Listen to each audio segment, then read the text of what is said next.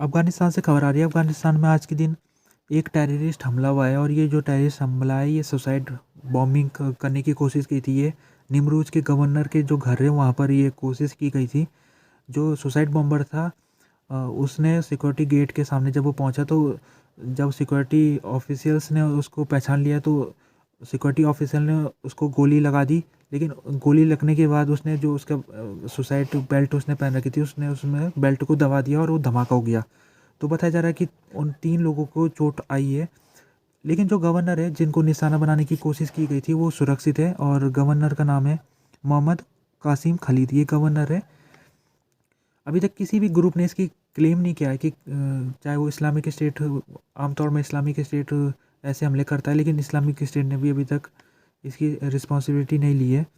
बात की जाए तो इससे पहले भी एक हमला हुआ था पिछले साल, उसमें जो बल्क राज्य है अफ़गानिस्तान का वहाँ पर गवर्नर को निशाना बनाया था और उनके घर में ही उनको जाके उन सुसाइड अटैक में उनकी मौत हो गई थी गवर्नर की। तो पिछले साल का जो हमला था उसको रिपीट करने की कोशिश की गई थी आज के दिन। और वो जो आज के दिन हमला है, हालांकि सिक्योरिटी जो वहाँ पर थे मौजूद उन्होंने फेल कर दिया उस हमले को, लेकिन अगर ये हमला सक्सेसफुल हो जाता तो एक तालिबान गवर्नमेंट के लिए एक सवालिया चिन्ह खड़ा हो जाता है, क्योंकि तालिबान की जो गवर्नमेंट है इस समय अफ़गानिस्तान की वो बड़े बड़े इस समय दावे पेश कर रही है कि उसने जब से वो आई है तब से अफ़गानिस्तान में उसने शांति व्यवस्था बनाए रखी है।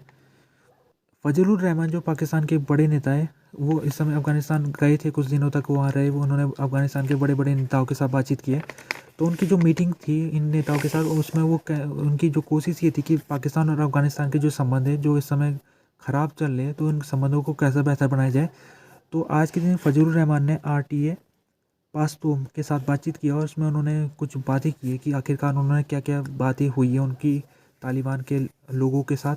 तो उन्होंने कहा है कि पहले तो ये चीज़ है कि उन्होंने कहा कि कुछ देश है जो हम दोनों देशों का संबंध ख़राब कराना चाह रहे हैं, यानी कि कुछ ऐसे विदेशी ताकतें जो चाहती है कि पाकिस्तान और अफ़गानिस्तान एक दूसरे से ख़राब संबंध बनाए रखे। तो उन्होंने कहा कि हम दोनों देशों को समझना चाहिए, पाकिस्तान को भी और अफ़गानिस्तान को भी, कि हम दोनों को अगर संबंध हमारे मजबूत होंगे तो ये जो फॉरेन पावर है, जो फॉरेन शक्तियाँ है, विदेशी ताकतें, ये फेल हो जाएगी। तो हमको इन विदेशी ताकतों का साजिशों को समझना पड़ेगा। साथ में उन्होंने ये भी कहा कि अभी पाकिस्तान ने क्योंकि अफ़गानिस्तान के अंदर एम्बेसी खोल रखी है तो पाकिस्तान ने रिकॉग्नाइज़ कर दिया है, अफ़गानिस्तान को रिकॉग्नाइज़ कर दिया है।